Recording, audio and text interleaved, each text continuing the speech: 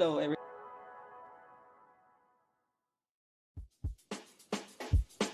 Pati ako nagulat eh. Kamusta? Let's see who's here. Marami na tayong nanonood sa community. Let's hi kay Eliza, si Mariel nandyan. Ang fan club to ni ng guest natin this evening si Elise nandyan, Kicks. Mukhang puro fans club eh. Fans club ng mga ng guest natin to, mga nandito ngayon si Sir Kicks, interview natin to recently. Si Aura, Camille, nandyan si Gabriel, nandyan sila yung mga nanonood. We've got si Catsby so far dito sa kabilang side, pero I'm sure marami dito nanonood sa page, nakikita ko kayo, pero let me know. Say hi lang dyan sa page natin para alam ko gising kayo na nakikinig kayo sa interview natin. Go Peachy. Diba? Talagang fans club nga to. Anyway, before we even begin our interview for this evening, I just want to say hi to everybody who's watching. Whether you're on the page, nandun kayo sa community, or you're on YouTube watching, don't forget, kung nasa YouTube kayo, subscribe na kayo dyan. We always have fresh content na nilalabas din natin. Mostly mga interviews, but I think soon we're gonna have some new content on there as well. And also, don't forget to hit the bell icon para ma-notify kayo when anything new comes out. Tapos, of course, if you're watching on the page, we highly encourage you to share the interview for this evening to anyone who you think might benefit from what we're gonna be doing this evening. On the community, time to tag people that you know. Ayan, marami na nagtatag. Nakikita ko may mga nagtatag na. Ayan, nag-hello na sila. May nag-hi na rito. Si Kira, si Jam is here. We've got Kay Galgo, si Jairus. Kaway-kaway daw, sabi niya. We've got si B. Ay, magkapatid, anak pa kayo ni Kay, tsaka si B. Mukhang kakilala ng guest natin to. Okay. At marami siyang tinag na puro kamag-anak yata nila. We've got si Gem Rose watching as well. Yeah. And of course, again, another interesting interview that we're going to be having this evening. Ito yung mga, ang dami yata recently nating na-feature na from a totally different industry. Tapos mapapasok sa freelancing, and yeah, they're super successful so far. So interesting na naman tong interview natin. I'm sure many of you have already read yung ating preview, yung teaser natin for this evening from a paramedic. Okay? Paramedic, parang hirap ng trabaho ng mga paramedic, no? Hindi ko ma-imagine na sasakay ka sa ambulansya tapos you go to scenes, etc. But anyway, super interesting. So stay tuned. Panoorin niyo tong interview na to. Also, let me remind everybody, you can also ask questions sa guest natin if you want. We'll pick one or two. Okay? Basta interesting yung questions niyo. At, within topic, ika nga, wag kortina, no? Lagi ko sinasabi, wag magtatanong kung bagay yung kortina. Pang homebodies yun. Hindi yun pang freelancing. But, another thing I wanna say is, for those of you who are interested, malamang nakapanood na kayong ilang episodes na itong interviews natin, or you've been tuning into a lot of our programs dito sa community or sa page, you know that the tribe is open. If you're looking to up your game sa freelancing, gusto ninyong makakuha ng support in terms of coaching, mentorship, accountability, lessons, templates, everything. Okay, all you need to do is comment with the word tribe dito sa live videos natin. Comment lang kayo dyan. We'll have one of our success managers reach out to you para kausapin kayo about possibly getting you into the tribe. Again, this is a paid program. Okay, sa Tagalog may bayad siya. But you'll get your money's worth. Of course, it's, initially a full year of support that you're going to be getting to basically help you set up your freelance business or grow your freelance business kung meron na kayo currently. Alright, let's see ulit kung sino nandito dito. Balikan ko lang yung chat natin. Diane is here. Hello daw from Dubai, sabi ni Evangeline Enriquez. And Sir Johnson Moreno is here. Bro, kumusta ka na? Sebastian, ang dami na nagtatag. Thank you guys for tagging people. Keep doing that all throughout the interview. Kasi kahit na ma-miss nila, they can always go back to this interview namin. Anyway, time for us to bring out yung guest natin for this evening. Okay? So, yung guest natin, ganda ng smile niya sa backstage. Hindi nyo nakikita, no? Pero nakikita sa backstage. Pero itong guest natin for this evening, Direk, anong ginagawa niya currently? Oy, napaka-iksi, di ba? So she is into brand strategy and design. Okay, para sa mga brand strategies natin or for those of you who might be interested sa ganitong klase ng offer, then this is the episode for you. Or if you're someone who's transitioning from an entirely different career and want to get into freelancing, this is also the interview for you. So let's all welcome yung guest natin for this evening, Peachy. Hi, Peachy. Hi! Hello everyone! Okay lang. Happy Monday. Yun, happy Monday talaga. Pag ganyan ka, ganda yung ngiti, ibig sabihin may magandang kwento yan. Okay, so we'll hear more of that later. Pero bago yan, again, let's see kung sino nandito. Camille is saying, go Peachy. Ang daming fans club, Peachy, ah. O mga ka-tribe ko yan. Tinawag ko sila. Oo. Kailangan ko ng attendance nyo. Okay, mag-check ka ng attendance. Yung tinawag ko kanina, si Kate tsaka si B, kapatid ko yun. Sabi ko, need yung kontignan. Okay. Support niya. Kaya pala. Tapos ang dami niyang tinag na kamag-anak nyo. Kaloka, kamag-anak ko pa. Kaya. Mukhang buong barangay, ano, si Sonia, tinag niya. Ay, nanay ko yan, tsaka yung tatay ko. Herman is your father. Oo. Kaya naman pala. Hindi malamang nanonood sila. Are they in the same household, by the way? No, yung papa ko nasa labas, yung mama ko, yung dalawang kapatid kasama. Okay, cool. Nice. May comment kagad si Camille. Sabi niya, Yamarn yan. Okay. At isang rap naman daw dyan. Bakit meron ka bang ano? Nag-rap ka ba on the side? Ron, alam mo ba ano yung apelyido ko? Yung apelyido ko kasi Galgo. So yung tinatawag ko sa sarili ko, Galgong Rapper. Ayun. Okay. It really hurts ang magmahal ng ganito. Ganun. So, teka, so is this seriously nagra-rap ka for ano, parang for fun or wala lang? For fun lang, Ron. Like example, yung Inuman, di ba, may video kay karaoke. Yun yung favorite songs ko. So, yun. Mga pagkakatuwa, pinagkakatuwa lang.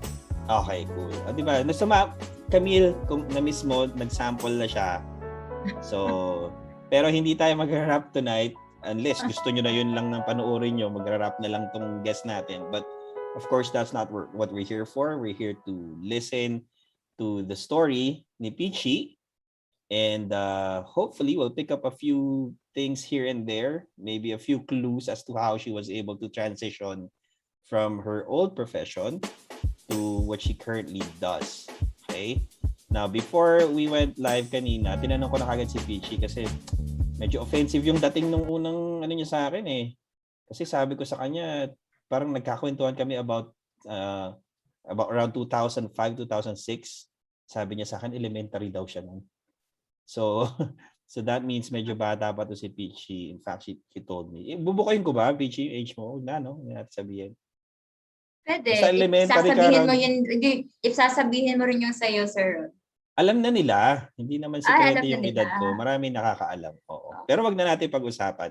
Hindi naman mahalaga yung bagay na. Anyway, Peachy, first question natin for this evening. Gaano katagal ka nag-freelance? I started freelancing 2019 sakto. 2020. COVID. Recently lang, ha? Ay, 2020. 2020 ba ngayon? 2021.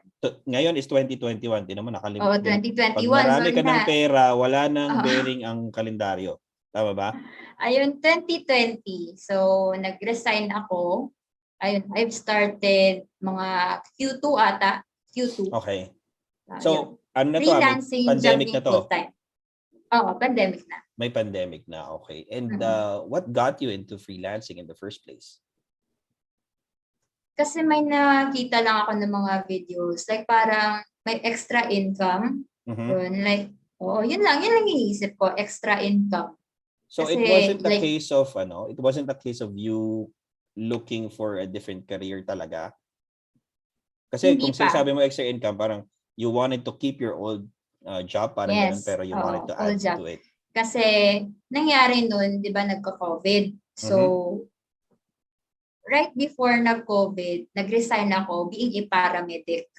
So, yun yung nangyari. Tapos, after ilang months rin yun, naghanap ako ng trabaho. So, hindi ko pa alam yung freelancing nun.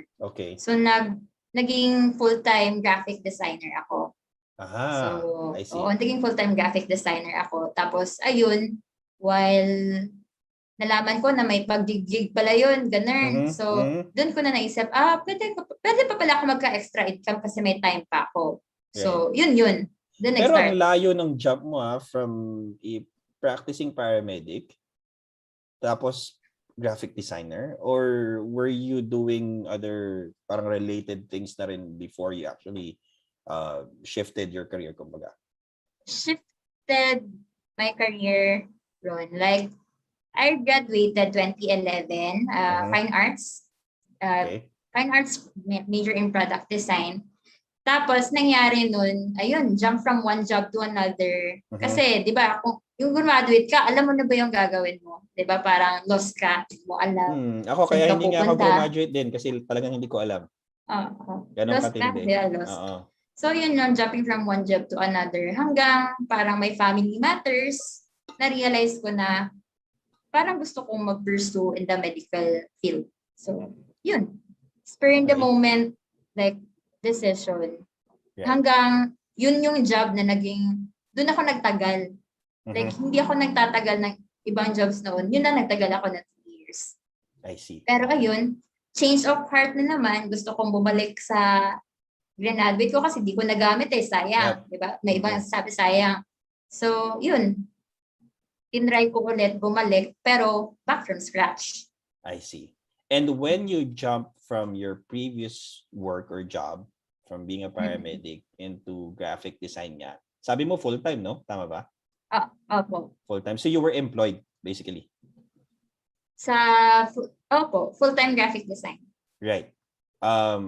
Was it all that you expected it to be? Like yung rate ng sweldo, yung hours work? So mas okay naman siya, kumbaga. Okay naman siya kasi foreign yung account So, okay lang. Foreign yung account.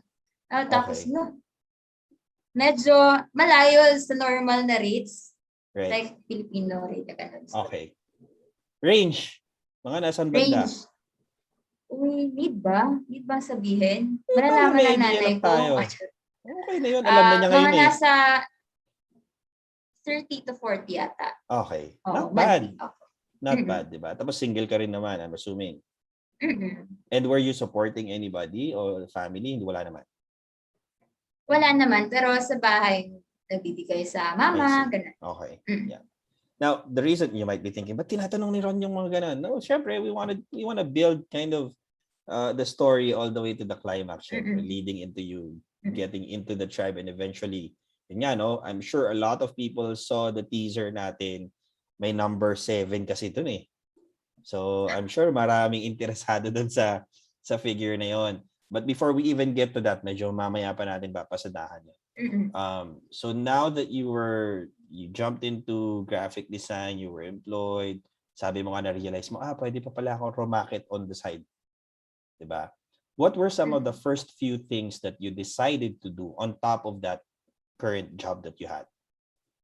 Ano yung mga unang projects mo? How did you go about finding them? Parang ganun. Unang projects, mga branding projects, Ron. Like, ayun, nagde-design ng logo. Okay. Kahit logo or need ba nila ng posters. Dumating din sa point, nag-design ako ng cover ng CDs. Ganun. Ng ano? So, mga CD, pero CD, spoken poetry. CDs for spoken poetry artists. Okay. So, yun yung mga ginawa ko. Like, mga local lang na projects. Tapos, yun yung, di ko rin alam yung pricing, kung ano yung so, level how would of you pricing price ko. before? Nung nag-umpisa ka, paano mo pinipresyohan yung mga ganong klase ng gigs? Ika nga. Ayun, mga nasa 5 to 10K, ganun. Depende sa trabaho. Oo, 5 to 10K local, opo. Oo. Pero did you get any foreign clients din sa mga racket? Oo, nagka-foreign clients rin. Dun sa mga Facebook pages kasi nagpo-post na ako. So, yun may nagkaka-clients rin pero hindi din hindi sa level ng ganito ngayon, yung in terms of pricing. Right. Like, grabe yung noon. Grabe yung jump mo, kumbaga. Oo, yung grabe yung jump in terms sa mindset ko, in terms sa pricing. Okay. Anyway, so let's slowly get into that. Pero before natin pag-usapan, I'm just checking the comments here.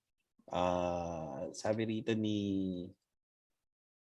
tingnan natin Sabi, ba't to si Camille? Close kayo nito, no? Ni Camille?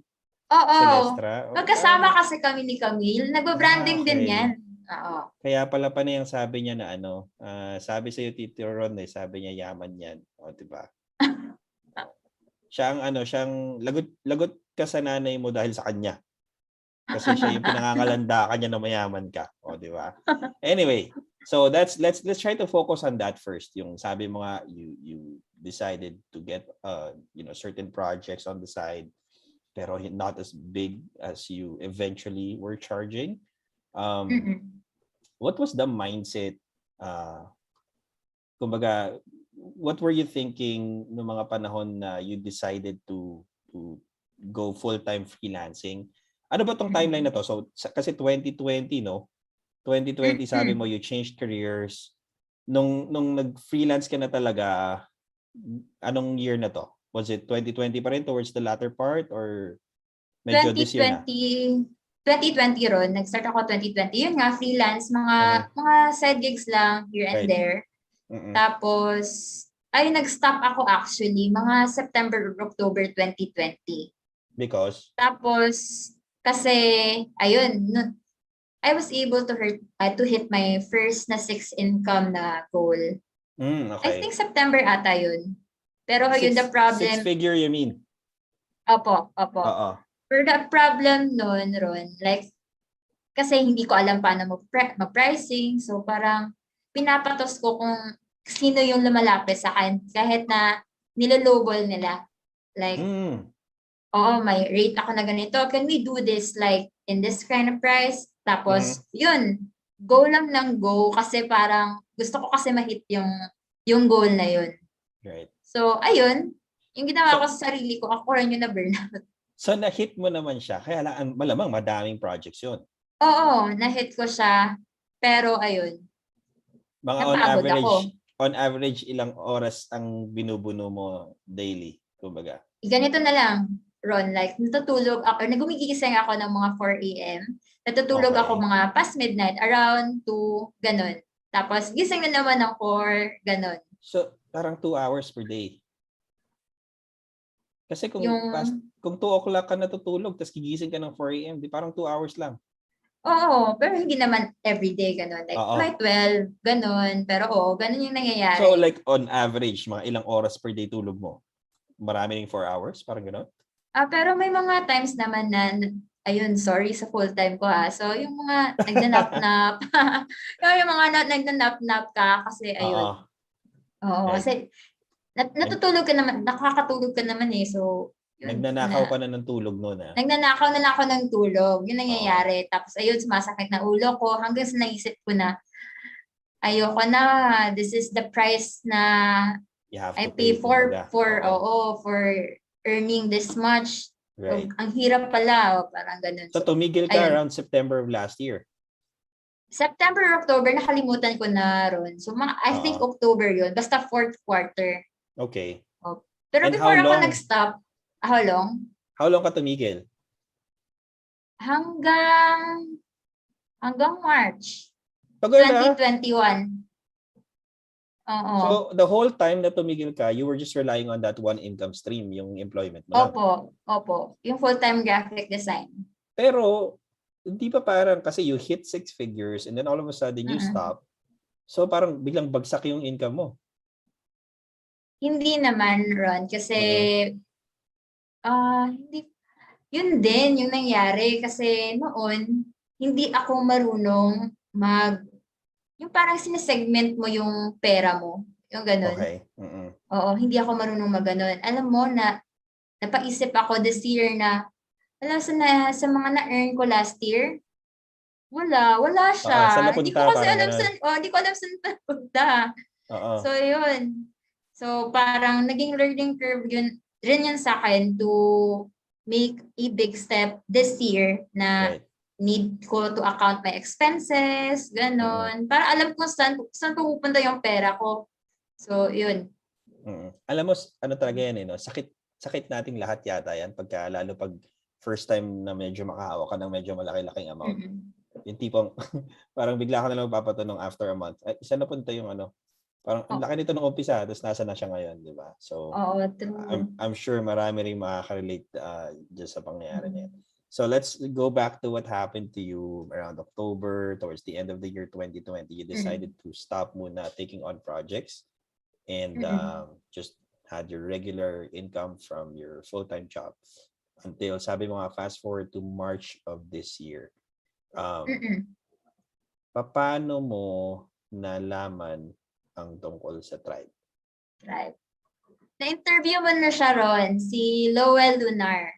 Okay. Kasama ko siya sa company ko na, ayun, full-time graphic designer. Actually, TL ko siya. So, TL ko siya doon. So, inintroduce niya sa akin, are you familiar ka ba sa tribe? Ganun. Yeah. Kasi magkasama rin kami sa parang isang freelance na community. Tapos sabi niya, iba yung community dito. Tapos hindi ko gets. Hanggang sa sinabi niya, nagkakakuha siya ng gig na ganito yung amount, ganun. Right. Tapos sabi ko, paano mo yung ginagawa? Tapos sabi niya, tinuturuan ka ng tribe kung paano, isip yung mindset mo, about, parang mga giving value kind of stuff. Pero at that time, hindi ko pa siya naiintindihan. Nung pumasok na. So, yun. Siya yung nag-introduce sa akin. Tapos, anong month to na nagkaroon kayo ng conversation na to? February ata. February. Tapos, yun na, parang iniisip ko na mag-e-enroll So, ito rin pala dito. yung nag-trigger pala sa'yo to really go back to freelancing, kumbaga yung conversation nyo na yun. Oo. Okay. And was it everything that you expected nung pumasok ka na sa tribe? March ka nag-enroll, right? Tama ba? Okay, so you got March. In finally. Was it everything that you expected? Kumbaga yung sinabi sa'yo ni Lowell, was it everything na inaasahan mo? Opo, Rod. Like, after 2 weeks na nasa tribe ako, I was able to hit a personal goal at that time. Kasi first time kong makahit ng ganong size of project for, my whole life. Charot, ganun. Oo. Talagang ganun katindi for your whole life. Okay. Oo, kasi isang project, like, tapos yun yung amount. So, like, six figures ata yun. So, tapos, is it low 6 figures, mid? Ano po? Is it low 6 figures, mid 6 figures? Baka pagalitan ka ng nanay mo. Pagalitan ako ng nanay ko. Ano ba yun? Low 6 figures ata, ganun. Okay. Sige. Pero not bad. Sabi mo nga, within 2 weeks of entering the tribe, you got to hit that amount kaagad. Okay.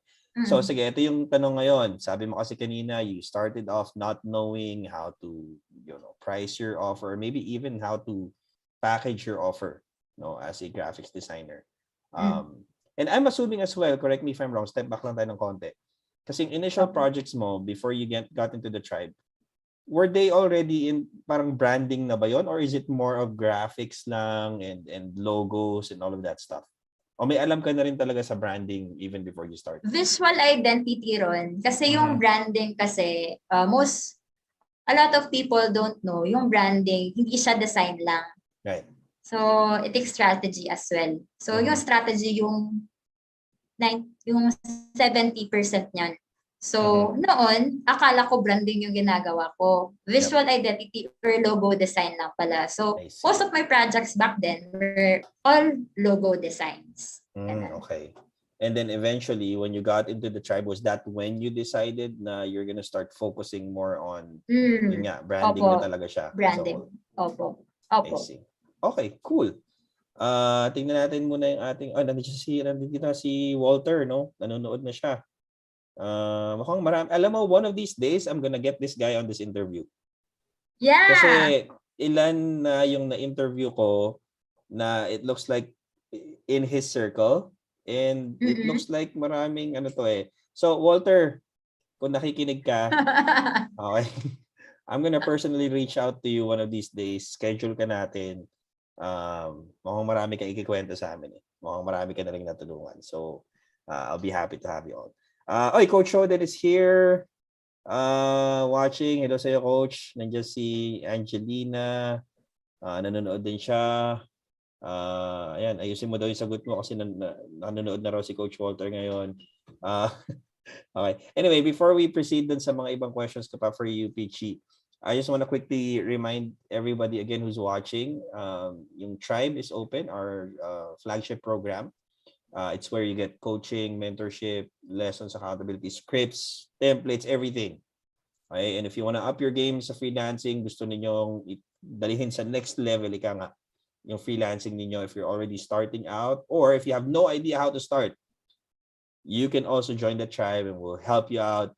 We'll teach you from day one what you need to do in order for you to establish your own freelance business, just like Peachy. Okay? So, we'll get to the exciting part in just a bit. Pero guys, if you have any questions para kay Peachy, okay, tanong na kayo.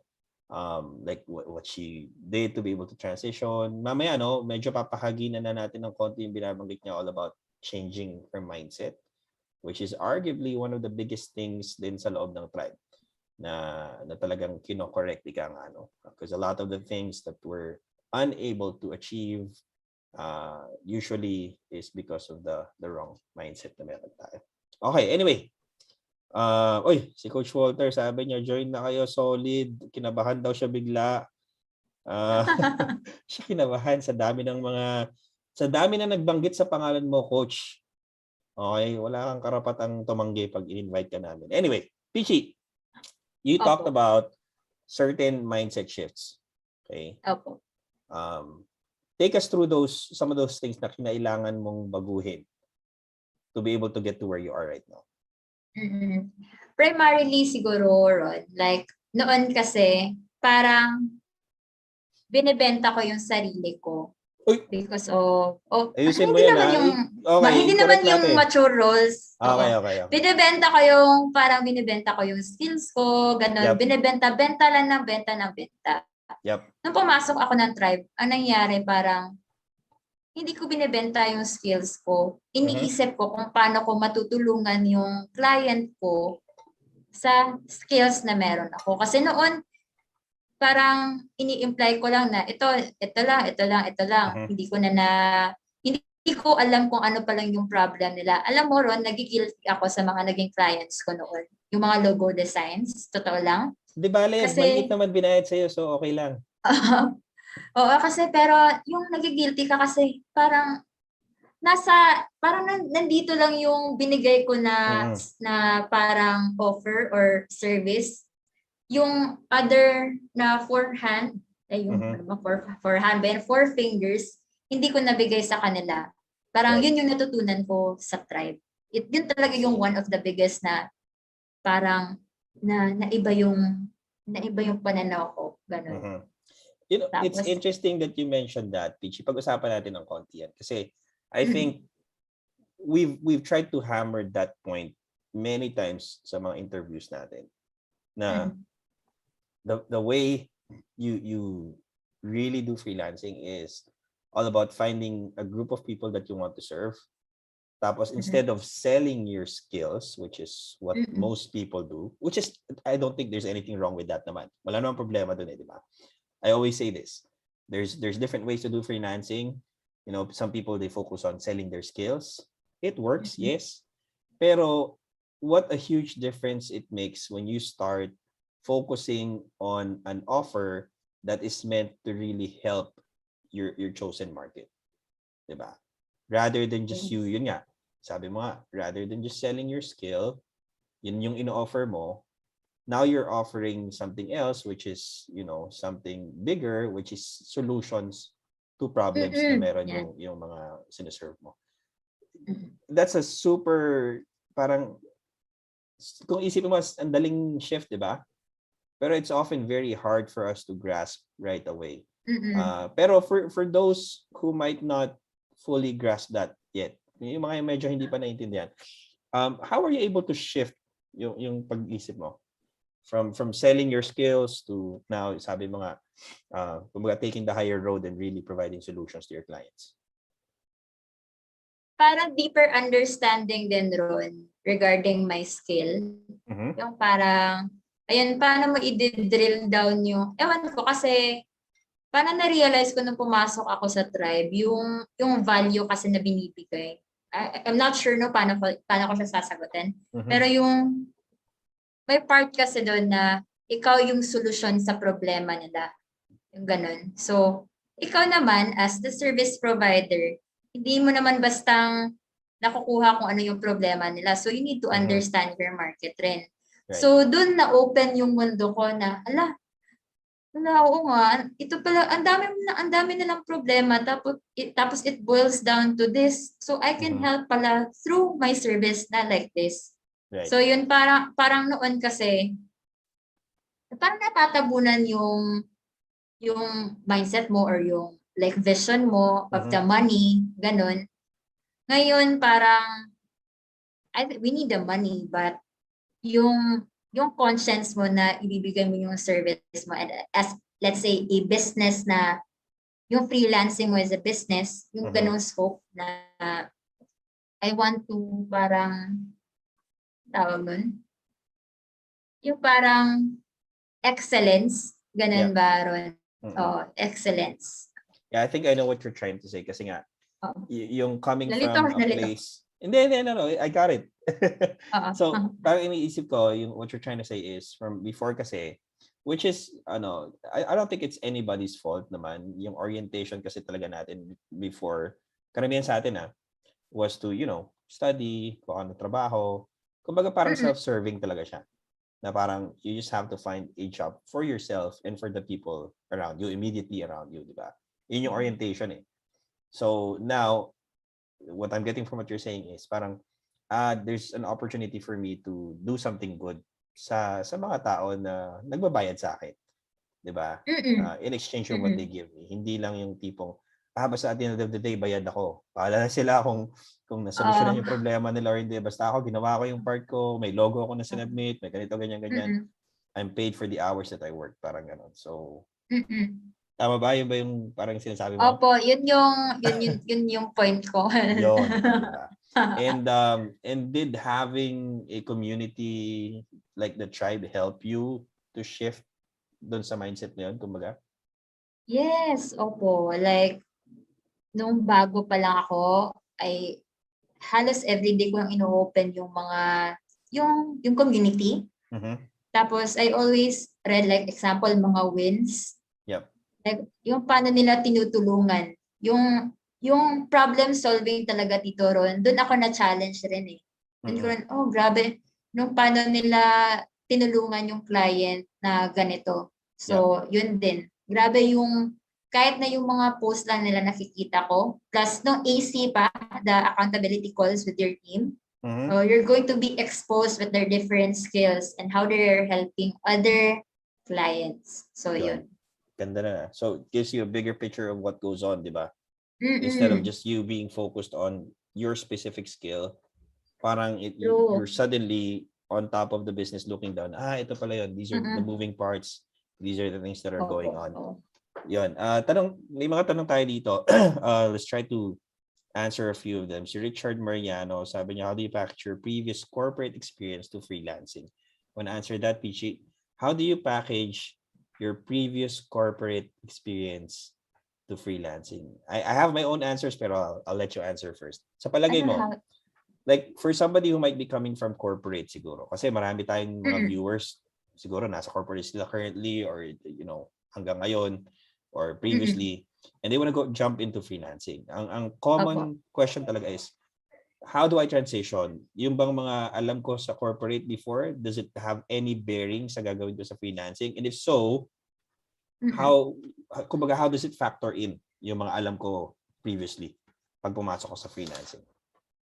I think depende sa what kind of job, Ron. Pero I think parang it's a matter of finding what kind of skill works for you or what kind of skill you want to offer. Yung parang ganun. Research pa rin.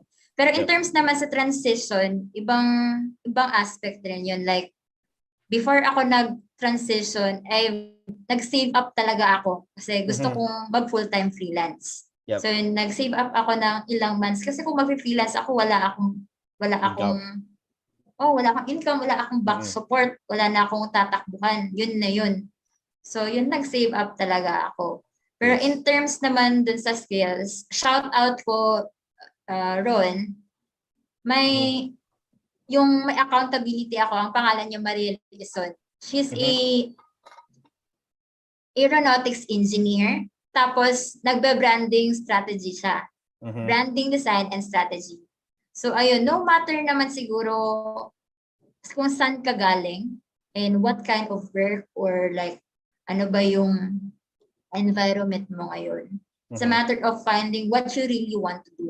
Yung Okay. parang, what you really want to do, nung nag-e-enjoy ka. Kasi yung para sa akin, yung freelancing is doing what you love Mm-hmm. while earning. Yung parang ganun. Nice, nice. So Richard, yung advice ni Peachy, a few things I wanna I wanna repeat lang doon sa sinabi niya. It's very important lang that you're aware of what you're good at siguro. That's one. Pangalawa, yun nga, isa sa very important point. Try to make sure that you have a little bit of a safety net underneath you when you're jumping in. Kasi lagi naman namin sinasabi to, mahirap mag-freelancing ng gutom. Di ba? Mahirap mag-freelancing pag wala kang internet or wala kang kuryente. Hindi ka talaga magsasucceed. Kumbaga. I have a bit of a different answer for Richard. And this has to do with yung lagi namin sinasabi sa community, sa tribe. Kasi one of the things that sets us apart sa tribe is we often tell people na you don't need to have experience, a portfolio, or even skills to start. Diba? And when we say that, we don't mean wala kang kaalam-alam. Of course, you have to be able to at least mag-operate ka man lang ng computer, marunong ka. Diba? Marunong ka mag-Google, marunong ka mag-Facebook, marunong ka mag-Instagram. That should be enough. Okay? Kasi nga, yung approach that we take, specifically to sa tribe, I'm not saying everybody else is doing this. Of course, other people will probably teach otherwise. Pero what we do in the tribe is we take on a very market-centric approach, one where we develop an offer more than the skill. So yung focus talaga is on the market and the offer para dun sa market na yun. And if you're coming from that, kumbaga, point of view, then previous experiences don't really matter as much as they do sa ibang approach. Kasi karamihan matututunan. The most important factor lang naman when you're coming in and you're doing the approach na ginagawa sa tribe, which is yung market-centric nga siya and you're focused on the offer, is that you know how to reach out to your target market. You know how to find out what problems need to be solved. And then from there, basically, may i-quote ko si Charlene Ormo, one of the TL sa loob. Everything else is figure-hackable, sabi niya. Nag-figure out na lang daw yung mga bagay. Anyway, that's my answer para kay Richard. I hope that helps. Another question galing from Jem. Ito, specifically for you, Peachy. Paano mo raw natutunan yung skills mo sa branding? So, of course, previously may background ka naman na sa design and all, but sabi mo nga, ibang mundo rin talaga yung branding, hindi lang siya design or logo. Did you have to enroll in anything else? May mga sinalihan ka ba bang ibang communities in order to learn branding? Meron ron. May isa akong in-enrollan na course, Brand Masters Academy. Tapos yung isa is with Coach Walter, yung School of Strategists. Nice. Yan. Okay. So medyo doon nang galing Sino ba yung nagtanong noon? Sino yun? Si Jem. So Jem, yes. Obviously, she had to go through, pinag-aralan niya rin. Okay? And there are many ways to do that. May mga free information tayo that you can resources. Get. Yeah, but pero sa'yo, you actually enrolled na, no? Nung eventually, when you found na ito na talaga siya, you had to invest na rin. Nag-free resources lang. Actually, nag-enroll na ako mga 2 months after na ako sa tribe. Oh, nice. Okay. So you really started with just free resources available. Opo, free resources. Tapos I think no 3rd month na na-meet si Coach Walter. Pero nung nag-start rin, ayun, asking questions to Walter. Tapos, ayun, naghahanap ako ng free resources online. Nanonood ako ng free resources. Ganon. Nice. Okay. So pwede if you want to start, balikan ko si Jem. Jem, if you want to start, if you're interested in branding, you don't have to enroll in courses right away. Maraming mga free resources. Marami ring, I would assume free communities similar to what we have sa community ng freelance movement. Mm-mm. You just have to search Facebook or any other platforms. I'm sure may mahanap ka na. Tsaka maraming videos sa YouTube on Maraming branding. videos sa YouTube. Oo. Magsasawa ka kakapanood, mag-binge watch ka nun. Diba? A few more questions, Pichi, before we get to the climax of our story. Kasi gusto ko bitinin sila ng konti. Okay? Sabi ni Leah Ubaldo, sabi niya, Pichi, were you lost nung una sali mo sa tribe? Paano mo na-realize na gusto mo yung branding? Yan, very good question. When did clarity come? At paano? So, ayun. Actually, backstory lang. Diba, Q4 2020, naging lost ako.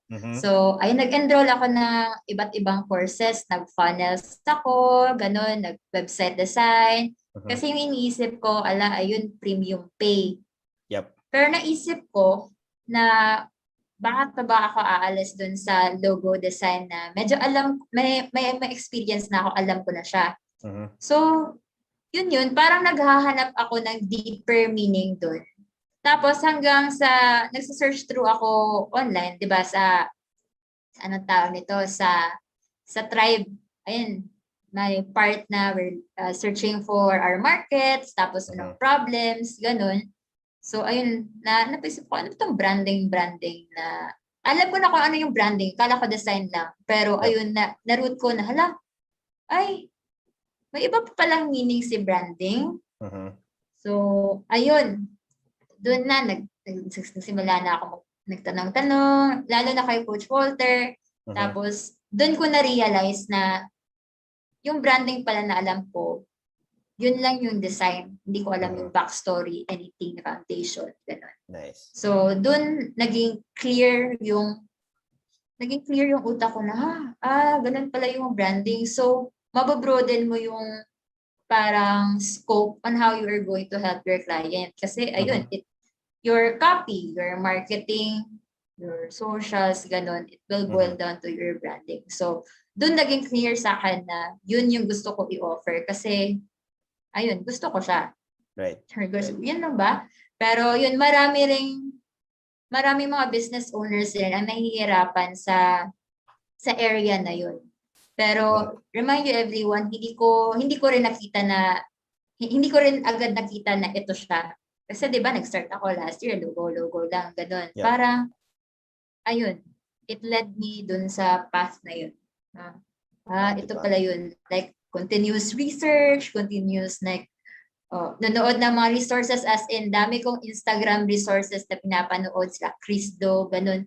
Pinapanood ko yung mga posts nila, tinitignan ko posts nila, na ganun pala. Kaya pala, like, premium sila. Kasi yun yung understanding, deeper understanding nila sa understanding na meron ako. Right. So, yun siguro yun. Nice. Thank you for answering that.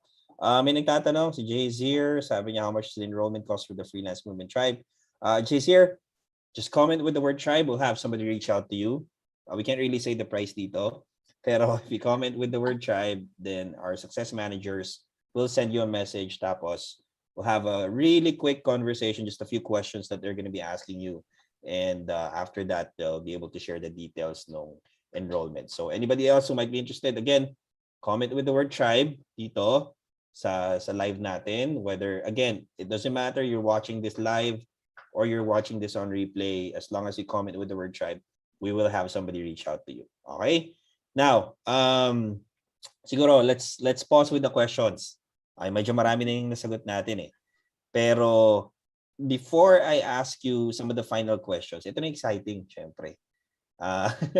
Syempre, pupunta na tayo dun sa 7-figure part ng teaser natin in just a bit. Pero I really like what you said kanina lang, no? Just right before I started talking again, na sabi mo nga, when you started to understand kumbaga yung the skill that you were trying to sell previously, and you got a deeper understanding of how it helped your clients, kumbaga, where it fit in the picture of their business, Opo. then you understood kung paano or kung bakit yung mga tao na mas nakakaintindi sila or mas may deeper understanding sila ng bagay na yun, they could charge premium. And I want to just, on the back of what you said, yun naman talaga yung ano that's the secret sauce, ika nga. Kasi we always talk about delivering value, diba? Giving value, etc. We need to understand na yung value is subjective dun sa tao na nakakatanggap ng service or whatever it is, diba? For some people, a brand strategist may be super valuable right now. For some people din naman, some businesses, maybe at a certain stage of their business, it's not super crucial, di ba? May mga ganun siya. Now, the thing is, you have to be able to identify kung sino yung mga tao na they find your service or your offer super valuable. Kasi if you start serving them, obviously, if that's their problem, may problema sila sa branding, and you're there to solve that problem for them, then you become, equally valuable din dun sa business. So I really love what you said there. Anyway, sorry dun sa mga nagtatanong may mga questions pa, pero we're gonna have to skip them. Just a few final questions, Peachy. Nakikiti ka ng malaki. Baka nanonood na yung nanay tsaka tatay mo. Okay? Siyempre, we're gonna get to the part na ito na. Kasi sa teaser, sabi, 7 figures. Pag sinabi mo kasing 7 figures, that's at least 1 million. Tama ba? O, hindi ka na umi-make. BIR, excuse me po, BIR. Okay. Pero, so you were finally able to hit that, is that correct? From the time that you started in the tribe. That's ano naman yun kumbaga parang over the span of since March, no? July 2020. July 2020 pa. 2021, sorry, July 2021 kasi nag-start ako March 2021. So, August, end of March September. 2021. April, May, June, July. So March, April, May, June, July was when you hit that. Opo. So today beyond na, lagpas na. Doble na yata, hindi na umiimik si Okay. So how are you able to do that? Kasi kasi sabi mo March na hit mo yung 6-figure, and then April, May, June, that's just 3 months. 3 months. Coach Ron, nag-start ako ng tribe, last week of March. Right. So yun, yung bale actual client hunting talaga, ayun, 2 weeks after nun. So April, May, June, July. So yung 4 months na yun. Well, that's not even 4 months. Kasi, di ba? April, May, June. Tapos you hit on July. So parang 3.5 if you were to, di ba? So does that mean on average per month you were raking in what? Mga 300 plus? On average, parang gano'n. Lower naman. Mga 250. Hindi kasi kung 3, di ba? Okay, baka mali na yung 2 math months, ko. diba? Let's kung 4 months, sige, diba? mga 250. Sige na nga. Okay, sige. Ano na lang yung estimate. On average, yun yung nanay mo. Kumakatok na sa likod nyo. Okay. Anyway. Alam niya na. And right now you have a team of how many people? 3. 3. Okay. So yung team na yun, obviously, pinapasweldo mo sila and all, right? Full-time ba sila? Hindi. Hindi rin. Freelancer rin. Hindi. So whenever you have the need for them, dun lang sila, kumbaga. Opo. Nice.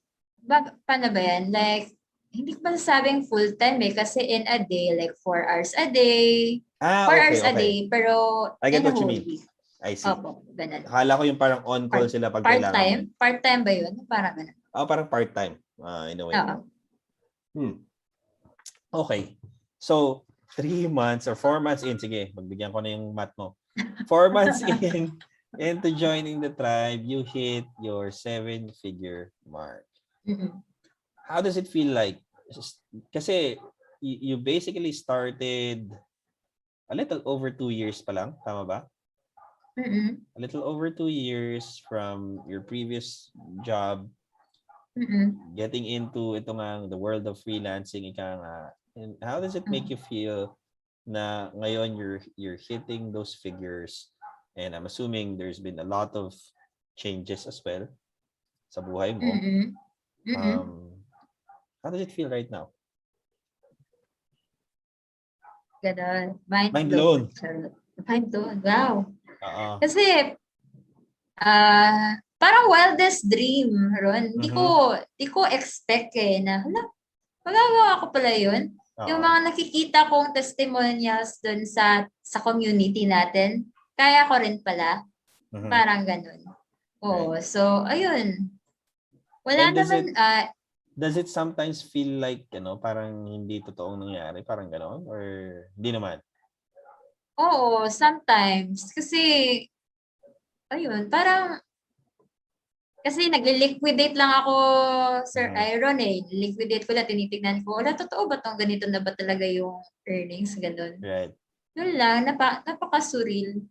Surreal na ganun yung pangyayari. Hindi ko expect, as in, hindi ko talaga expect na. Kasi actually, nilagay ko sa notebook ko, like siguro dun sa mga taga-tribe nakita nila yung post ko. Sinulat ko talaga na 7-figure income by the end of this year. Yun talaga yung initial na parang goal ko. So hindi ko in-expect na nagawa ko siya before the year ends. Nice. So yun. So since you're averaging, low 6 figures, I'm assuming syempre pataas na yan. Yung projections towards the end of the year are what? Nasa mid 6 figures na ba per month, kumbaga?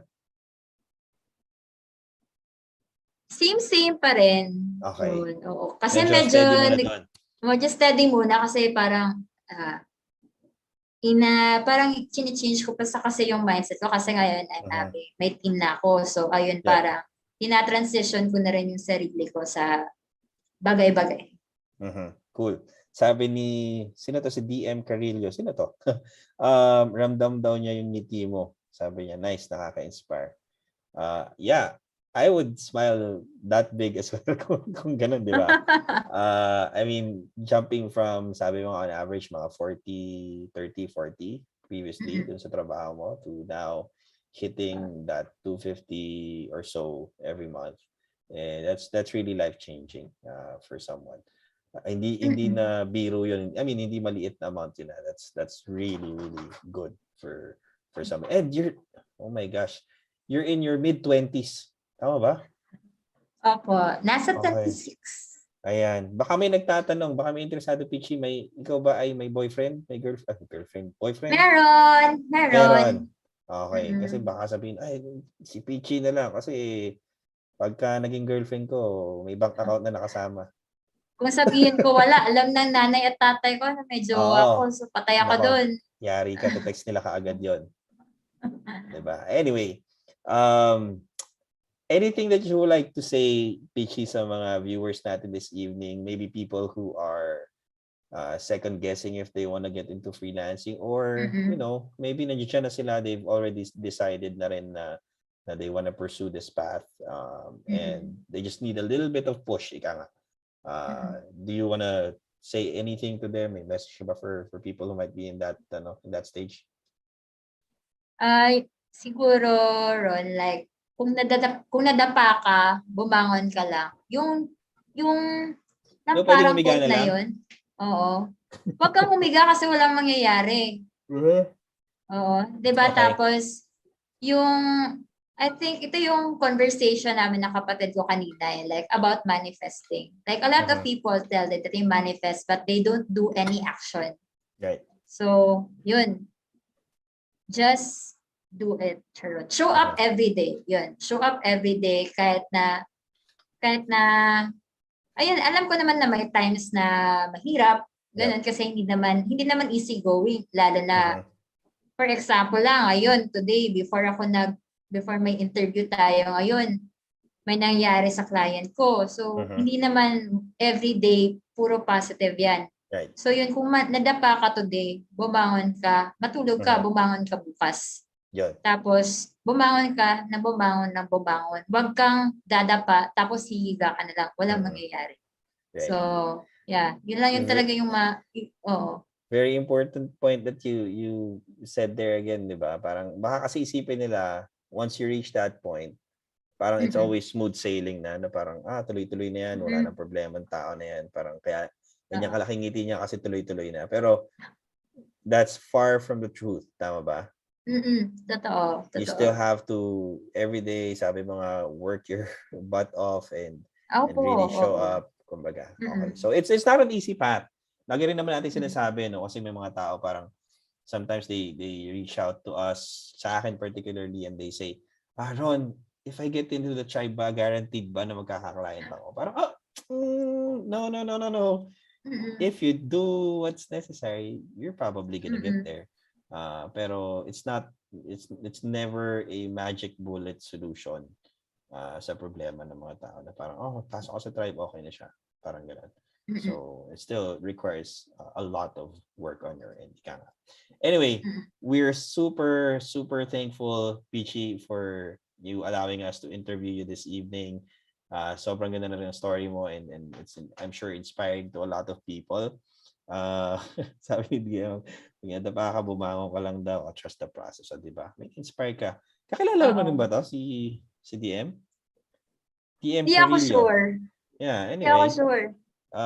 Mukhang kina-quote ka na niya eh. So baka magkaroon ka na ng ng another fan there. Si Jazir just commented, tribe yan. Sige sir, we'll make sure to have somebody reach out to you. Thank you. Yes, thank you, Peachy. Thank you everybody who watched tonight's interview. And as always, abangan nyo in the next week na naman meron tayo. Baka malay nyo baka si Coach Walter na. Coach Walter. Depende, tingnan natin kung may naka-line up na tayo. But we'll make sure to get him on. Kaya coach, kung nakikinig ka, susunod na kita. I'll be sending you a message sometime soon. Peachy, shout out. Meron ka bang gustong i-shout out before we go? Shout out sa mga ka-tribe ko sa Bamboo, yung AC ko, Bamboo Dos, morning AC.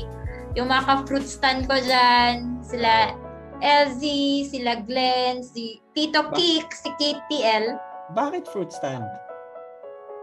Wala lang. Kasi yung tinatawag namin mga like fruit, si Mariel, matawag niya sa Apple, ganun mga fruit stand. Tawagan lang. Oo. Okay. Yung uncensored tribe ko noon, tsaka yung family ko na nanonood ngayon. Yun. I wouldn't be here. Coach Jeff. Coach Jeff. Tapos yung old ko rin na tribes, Coach Thea, tsaka yung old na AC ko rin. Tsaka yung yung nag-introduce sa akin sa tribe, ayun. Malaking shout out talaga kay Lowell. Trinit mo na ba yan si Lowell? Magsasomay pa kami. Pupunta siya dito sa Cebu, sabi niya eh. Oh gosh, somay lang. Dapat isang buong somay tsaka lechon. Anong gusto niya? Isang lechon? Oo. Para hindi siya makabangon. Diba? Oo. Anyway, thank you very much again, Peachy. Thank you everybody. Ayan na si Coach Walter nag-reply na. Basta susunod ko na yan. Anyway, we'll see you again next week. We have another interview na mangyayari ulit sa Lunes. This week wala muna tayong Tribe Tambayan. We'll skip that of course.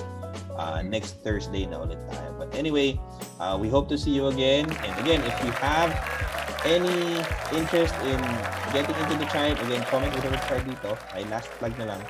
Comment with the word tribe. We'll make sure to have somebody reach out to you para bigyan kayo ng information about it. And we'll see you guys inside, yung mga interested. Tapos everybody else, we'll see you again soon. Okay? Thanks everybody. Bye!